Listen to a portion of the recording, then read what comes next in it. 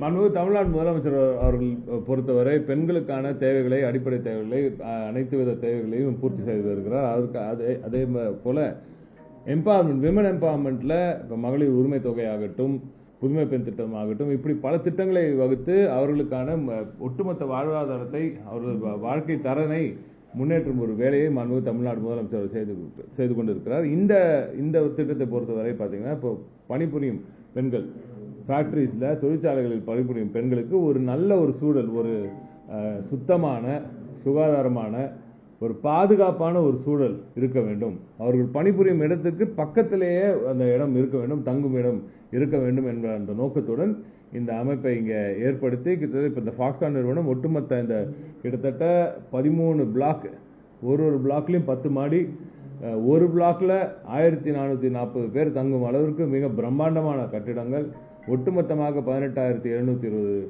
பெண்கள் அங்கே தங்க போகிறார்கள். ஒரு 3 சிறிய கிராமங்கள்ல, 4-5 கிராமங்களே அங்க இருக்க போகுதுன்னு கூட சொல்லலாம். அந்த அவர்களுக்கு தேவையான அனைத்து வசதிகளும், சாதாரண ஒரு கட்டிடம், சாதாரண ஒரு ஹாஸ்டல் மாதிரி நீங்க இதை கருதிடக்கூடாது. இது ஒரு பெரிய கேட்டட் கம்யூனிட்டி, ஒரு தனி வில்லேஜே அங்க வந்து கிராமத்தையே உருவாக்கி இருக்கிறார் என்றுதான் நான் சொல்ல வேண்டும். அவர்களுக்கு தேவையான அனைத்து அடிப்படை வசதிகள், ஒவ்வொரு ஃப்ளோர்லயும் அவர்களுக்கு தேவையான குடிநீர் வசதிகள், ஆர்ஓ பிளான்ட் போட்டிருக்கோம். அவர்களுக்கு சுடு தண்ணி வரதுக்கான சோலார் வாட்டர் ஹீட்டர்ஸ் போட்டிருக்கோம். 24/7 முழு நேரமும் அவர்களுக்கு தேவையான மின் வசதி அங்கே ஏற்படுத்தப்பட்டிருக்கிறது. அதுக்கு தேவையான ஜென்செட்டும் அங்கே வழங்கப்பட்டிருக்கிறது. எனவே இதுவரை வரலாற்றில், இதுவரை இந்தியாவில் எங்குமே இல்லாத அளவிற்கு மிக சிறப்பான ஒரு இண்டஸ்ட்ரியல் ஹவுசிங்கை ஏற்படுத்தி கொடுத்திருக்கிறார் மாண்புமிகு தமிழ்நாடு முதலமைச்சர் அவர்கள். இது பெண்களுக்கான வேலைவாய்ப்புகளை மேலும் அதிகரிக்கவும், அவர்களுக்கான அந்த சூழலை, ஒரு பாதுகாப்பான சூழலை அங்கே உருவாக்குவோம். இதை பார்த்து இப்ப ஃபாக்ஸ்கான் நிறுவனம் இந்த மாதிரி ஒன்று இப்ப இது முழுமையாக அவங்க எடுத்துட்டாங்க. இந்த மொத்த எடுத்துமே அவங்க ரெண்டல் எடுத்துட்டு அதை பயன்படுத்த போறாங்க. இப்போ இது வந்து உலகம் எங்கும் பேச போறாங்க. ஏன்னா ஃபாக்ஸ்கான் நிறுவனம் உங்களுக்கே நல்லா தெரியும், ஆப்பிள் போன்ற பல நிறுவனங்களுக்கான அந்த உதிரி பாகங்களை எல்லாம் தயாரிக்கக்கூடிய ஒரு நிறுவனம். இது உலகளாவிய ஒரு செய்தி, எல்லா உலகம் முழுக்க இதை பத்தி பேச போறாங்க. இந்த மாதிரி ஒரு இந்தியால ஒரு தமிழ்நாடு என்ற இந்த ஒரு ஸ்டேட்ல மிக சிறப்பான ஒரு முறையில தொழிலாளர்களுக்கு இப்படி ஒரு பாதுகாப்பான சூழ்நிலையை ஏற்படுத்தி கொடுத்திருக்காங்க. ஏன்னா அவங்க அங்க பணிபுரியும் போது ரொம்ப அற்புதமான இயல்பா ஒரு நல்ல சூழல்ல அவங்களுக்கு வெளில அவுட்டோர், இன்டோர் பிளே ஏரியாலாம் கூட அங்கே ரெடி பண்ணி கொடுத்துருக்கோம். எனவே இப்படிப்பட்ட ஒரு சூழல்ல நல்ல சூழல்ல அவங்க பணிபுரிகிறாங்க. நல்ல சூழல்ல அந்த நீங்க வாங்குற அந்த பொருள் இப்படி தயாரிக்கப்படுகிறது என்று வெளிநாடுகளில் பேசும்பொழுது இன்னும் அதிகமான முதலீடுகள் தமிழ்நாட்டுக்கு வருவதற்கான வாய்ப்புகள் மிக பிரம்மாண்டமாக, மிக பிரகாசமாக இருக்கிறது. இதைத்தான் முதலமைச்சர் அவர்களின் தொலைநோக்கு சிந்தனை எப்படி தமிழகத்தை வளர்த்து வருகிறது என்று நாங்கள் எல்லோரும் பெருமையுடன் எல்லா இடத்திலும் பேசுவதுண்டு. தமிழக அரசோட நிதி பங்களிப்புகள் இருக்குதா? ஆமா, இது ஒட்டுமொத்தமா 706 கோடி மொத்தம், கிட்டத்தட்ட ஒரு 30 கோடி மட்டும் தான் அந்த அஃபோர்டபுள் ஹவுசிங் ஸ்கீம்ல எடுத்தோம். மீதி கிட்டத்தட்ட ஒரு 670 கோடியுமே நம்ம தமிழ்நாட்டு அரசாங்கத்தோட நிதி, கடன் எல்லாம் சேர்த்து, எஸ்பிஐ கடன் எல்லாம் சேர்த்து சொல்றேன். மொத்தமா ஆல்மோஸ்ட் முழுக்க 90% நம்ம தமிழ்நாடோட, தமிழக அரசோட நிதி தான்.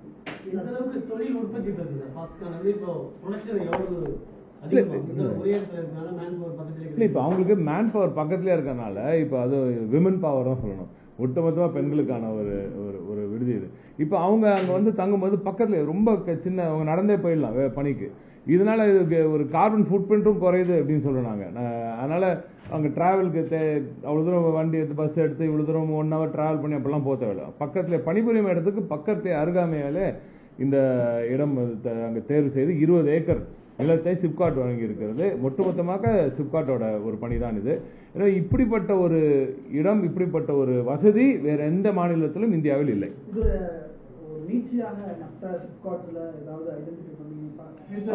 டிமாண்ட் நிறைய இருக்கு. எங்கெல்லாம் பெரிய, இப்ப நம்ம மாண்புமிகு முதலமைச்சர் அவர்கள், நானே உங்களுக்கு பல நேரத்தில் சொல்லியிருக்கேன், அவர் ஒரு தொழிற்சாலை வரும்பொழுது எவ்வளவு நிதியை கொண்டு வந்தா, எவ்வளவு இன்வெஸ்ட்மெண்ட் கொண்டு வந்தா அவர் கேட்கறதே இல்லை. அவர் கேட்கும் பொழுது எப்பவுமே மாண்புமிகு முதலமைச்சர் அவர்கள் வந்து ஒரு இன்வெஸ்ட்மெண்ட் வரும்போது, ஒரு முதலீடு தமிழகத்தை நோக்கி வரும்பொழுது இதன் மூலம் எவ்வளவு கோடி ரூபாய் தமிழகத்துக்கு வரும்னு கேட்க மாட்டார். அவர் எப்பவுமே கேட்கறது, இதன் மூலம் எப்படிப்பட்ட வேலை வாய்ப்புகள் எங்க வரப்போகுது, அது சொல்லும். முதல்ல யாருக்கு என்னென்ன வேலை வாய்ப்பு கிடைக்குது, என்ன சம்பளம் நம்ம மக்களுக்கு கிடைக்கும், இதுதான் அவர் தெளிவா இருக்கார். எனவே பெண்களுக்கான வேலை வாய்ப்பு எவ்வளவு இருக்கு.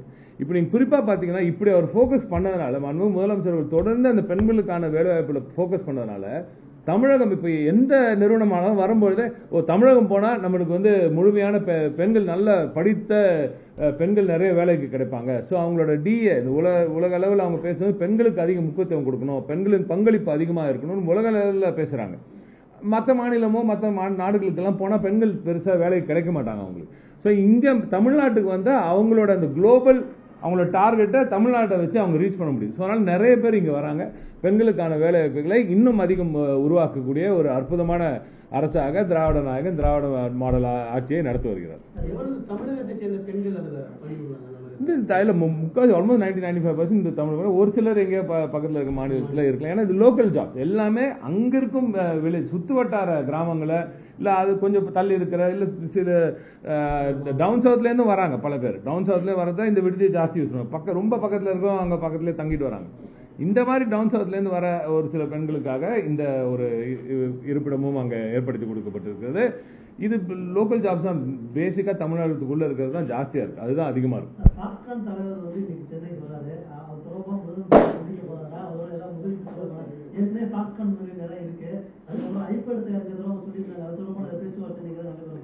பாக்ஸான் சேர்மன் அவர்களை பொறுத்தவரை அவர் தமிழகத்தின் மீது மிகப்பெரிய ஒரு அன்பை கொண்டவர். இப்போ இந்த முறை வந்தபோது கூட நிறைய நேரம் இங்கே வந்திருக்காரு. இப்போ இந்த முறையும் நமக்காக இப்போ இந்த தொழிற்சாலை இந்த இண்டஸ்ட்ரியல் ஹவுசிங் ப்ராஜெக்டை இந்த ப்ராஜெக்டை துவங்குவதற்காகத்தான் இவ்வளவு தூரம் வந்திருக்காரு. வர வழியில் மற்ற மாநிலங்களுக்கெல்லாம் கூட சென்று வந்திருக்கிறார்.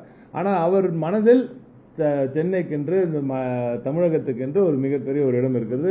நல்ல நண்பர் என்னிடம் பேசும்பொழுது கூட தமிழகத்தை குறித்து மிக பெருமையாக பேசுவார். அதுவும் குறிப்பாக நான் மீண்டும் சொல்றேன், தமிழகத்தில் பெண்களுக்கான அந்த ஒரு உயர்வு எப்படி கிடைக்குது என்பதை பற்றி பாக்ஸான் சேர்மன் அவர்களும் நம்ம முதலமைச்சர் அவர்களின் இந்த முன்னெடுப்புகள் எல்லாம் எப்படி ஸ்பெஷலா இருக்கு அப்படின்றதெல்லாம் பல நேரத்தில் அவர் சொல்லியிருக்காரு. முதலமைச்சரோட வெளிநாட்டு பயணம் உறுதியாச்சா? எந்தெந்த யாரெல்லாம் சந்திக்கிறாங்க? 28ஆம் தேதி கன்ஃபார்ம் ஆச்சு. யாரெல்லாம் சந்திக்கிறோம்? 27ஆம் தேதி கிளம்புறாங்க மாண்பு முதலமைச்சர் அவர்கள். யாரெல்லாம் சந்திக்கிறான்னு நான் அங்கேருந்து உங்களுக்கு சொல்றேன். ஒரு நாளும் உங்களுக்கு ரிலீஸ் வந்துகிட்டே இருக்கும், ஒரு நாளும் உங்களுக்கு செய்தி வந்துகிட்டே இருக்கும். நிச்சயமா உடனுக்குள்ள இந்த சுட உங்களுக்கு அங்க முதலீடுகள் வர உங்களுக்கு செய்திகள் வந்துகிட்டு இருக்கும்.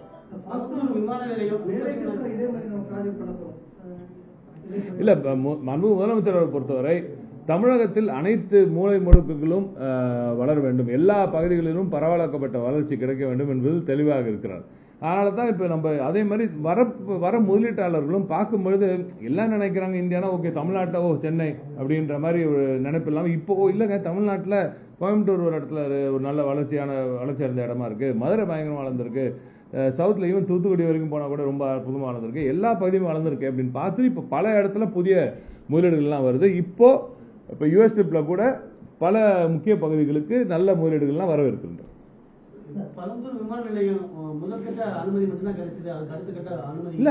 முதற்கட்ட அனுமதினா முதற்கட்டம் வரும்போது முதற்கட்ட அனுமதி தான் கிடைக்கும், முதற்கட்ட வரும்போது கடைசி கட்ட அனுமதி எப்படி கிடைக்கும்?